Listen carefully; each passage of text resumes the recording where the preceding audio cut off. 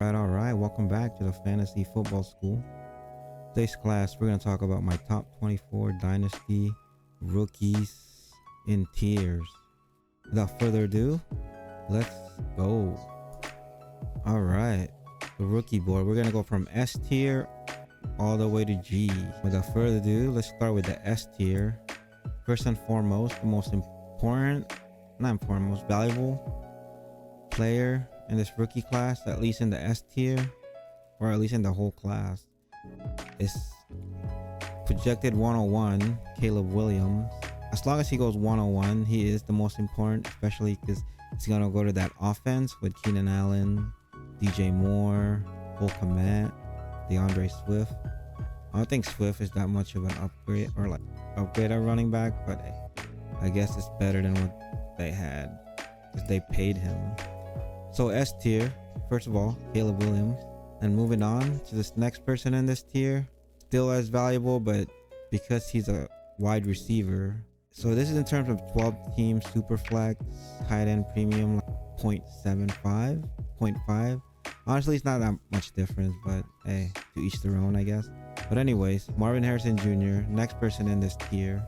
It will depend where he goes also. If he goes, to the Patriots, he's gonna take a small value hit, but eventually he'll still maintain that because he's an elite prospect, and he should be able to carry whoever the quarterback is until they figure it out who the franchise is. But anyways, move on to the next. Actually, let's add him to our tier board here. Marvin Harrison Jr., S tier. Moving on, next person in this tier, Malik Neighbors from LSU. Him and Marvin Harrison Jr. are not that far off in terms of my prospect grade.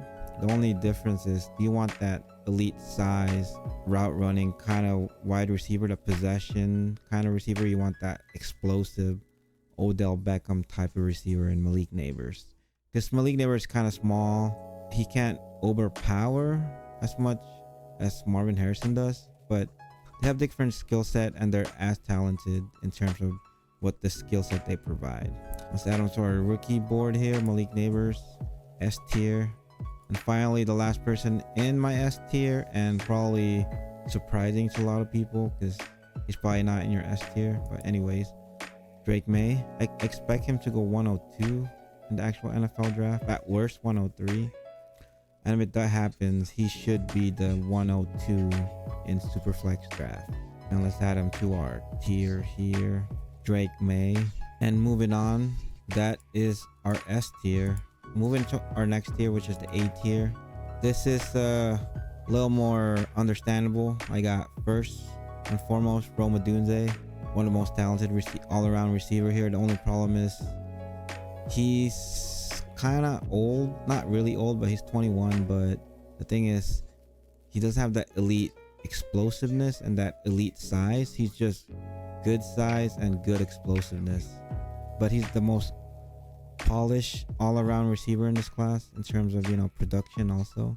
So Rome Odunze in the A tier, adding him to our tier board here at A tier. Moving on here, next person in the A tier, we got Brock Bowers, first tight end. Like I said, this is tight end premium, 0.5 or 0.75 extra depending on your league is. I expect him to be the depending on your needs is, but I expect him to go after the 2 wide receivers and the 2, 3, 4 quarterback depending, but he's an elite prospect. That's why I have him in his A tier. Adding him to our tier board here. The next person in this tier, we got Jaden Daniels from LSU. So like I said, like Drake May, I expect him to go 102 or 103. Even if he goes as the 4th quarterback taken, he'll still be a top 10 pick, and he should still be in this next tier of Dynasty prospects. But yeah, anyways, Jaden Daniels, A tier. And to round out our A tier, another surprising for a lot of people here is JJ McCarthy, only because I have him as a better prospect in terms of a quarterback in like general NFL terms, but as a fantasy quarterback, I have Jaden Daniels like a little bit, like an inch better because of his explosiveness in the running game. But anyways, AJ McCarthy to round out our 8 tier. And like for some reason he doesn't go. He like goes in the top 15. He might get dropped to like the next tier, which is the B tier, but I expect him to go top 10. And anyways, moving on to my B tier here. First is Adonai Mitchell. I got a top 15 grade on him in the NFL draft, and if he does go top 15 or even in just the first round, he will be in the B tier. But for some reason he goes to like Buffalo, especially right now that they lost Diggs. He might climb up in that A tier in my opinion. But anyways, moving on here, let's add AD Mitchell to our tier board. And I only have 2 players in this tier, and the next person is Brian Thomas Jr. Like I said, if he goes to the Bills in the first round, be like, you know, the alpha receiver on that team, he could sneak up in the A tier. Adonai Mitchell, I expect one of them to be a Bill if the Bills doesn't trade up for like Rome Odunze or something. For some reason Rome Odunze gets taken by the Bills, he will be in that S tier for sure. But let's add our boy Brian Thomas to our tier board here. And moving on to the C tier here, this is where it gets a little congested. A lot of them are just preference here. First, you know, they still have potential wide receiver 1 alpha traits, but unfortunately they're either old or they weren't that productive in college or late or just limited in athleticism. But anyways, first person in this tier, our boy Ladd McConkey, like a slot connoisseur, but he can play all 3 phases of the field. He's a decent blocker. He's one of the best route runner in this class. Honestly, anybody in this tier, you could just pick whoever you like, but for me, this is not actually like a list or like a ranking in terms of just they're all in the same tier for me. It's just whichever one lands on a better spot, I guess, has the upper hand if I was, you know, doing my rookie draft.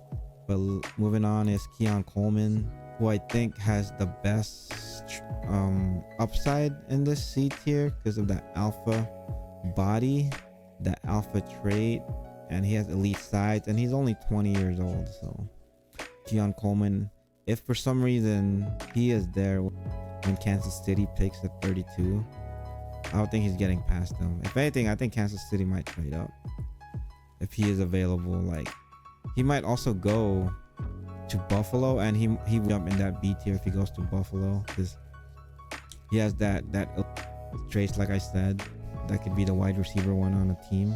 Then moving on in this tier, we got Xavier Legette, one of the more explosive receiver in this tier.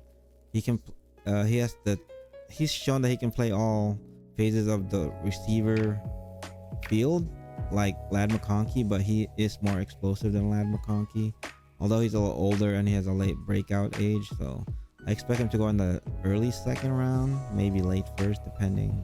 Like I said, if he goes to Buffalo he will jump a tier. But moving on, actually let's add him to our tier board here.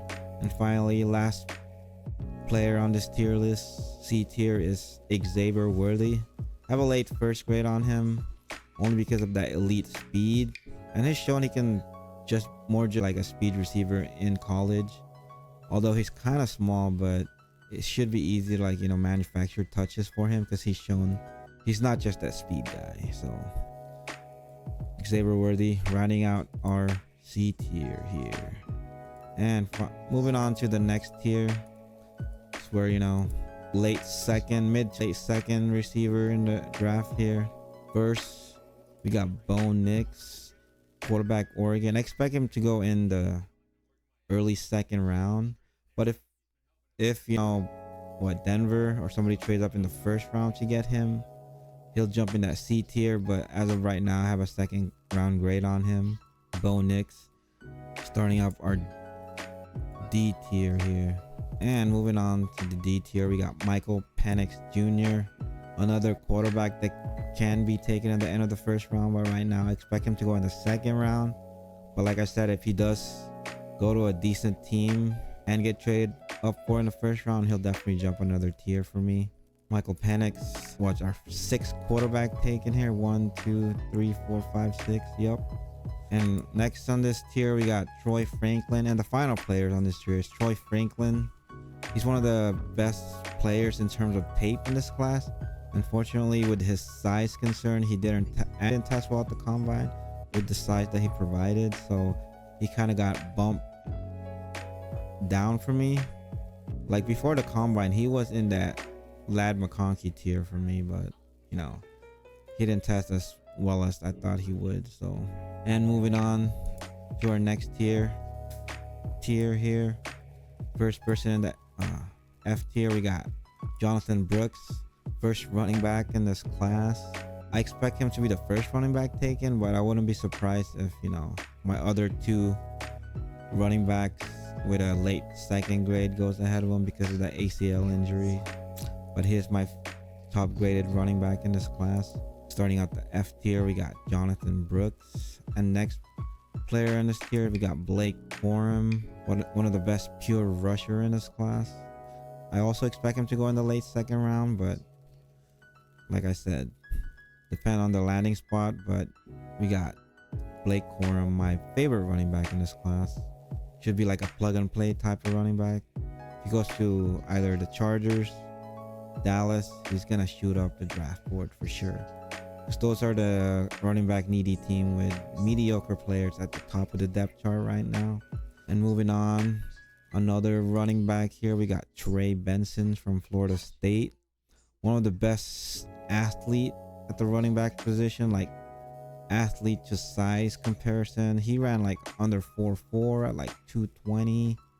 The only problem I have with Benson is he kind of lacks vision. His vision's kind of trash, but everything else is amazing. But you know, vision is the thing that translates to the NFL easily, and he doesn't have that right now. It's like an uphill battle to be, you know, relied on, especially if the blocking is terrible. And finally, the last person in this F tier, we got, actually we didn't add Benson in our tier list here. Finally, the last one, like I said, is Ricky Pearsall from, what's it called, Florida. So he's been a productive receiver in college, and unfortunately his quarterbacks in college has been trash. He had Anthony Richardson, who was very inaccurate, and then he got Graham Mertz this past season, and I thought Graham Mertz was actually gonna take that next step.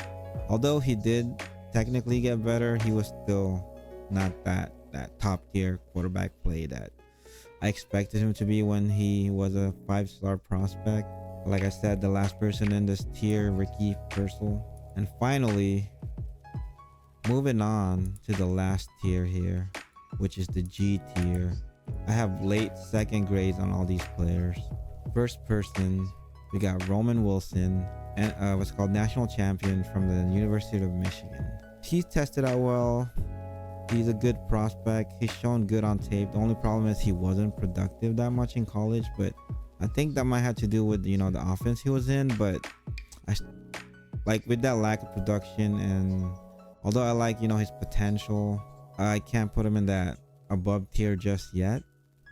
So we got Roman Wilson starting up the G tier here. And next rookie, we got one of my favorite receivers in this class.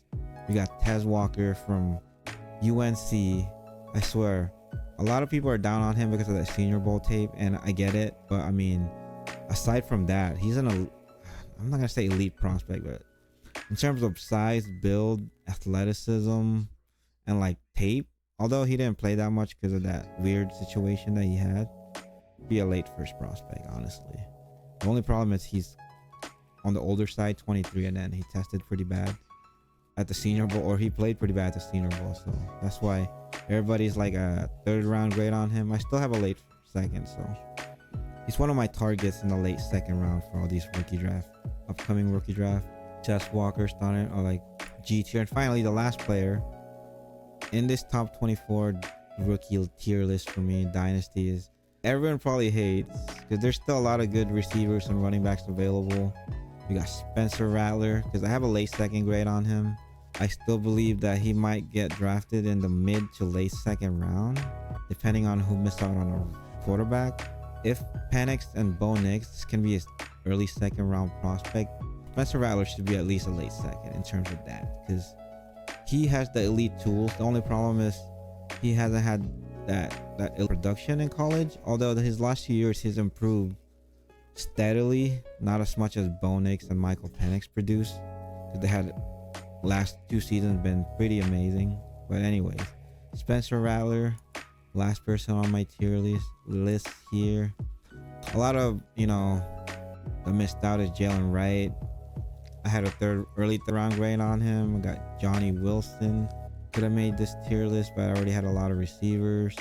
Who else do I have? Jalen Pope, Braylon Allen. But anyways, this is my top 24 rookie list as of now. Definitely a lot's gonna change after the NFL draft, because we're gonna see landing spot, teams, draft capital, but it's just a tier jump for a lot of these players for me, unless somebody just really falls in the draft. But anyways, that's my top 24 rookie draft. Thank you for joining. I'll see you all on the next class. Peace.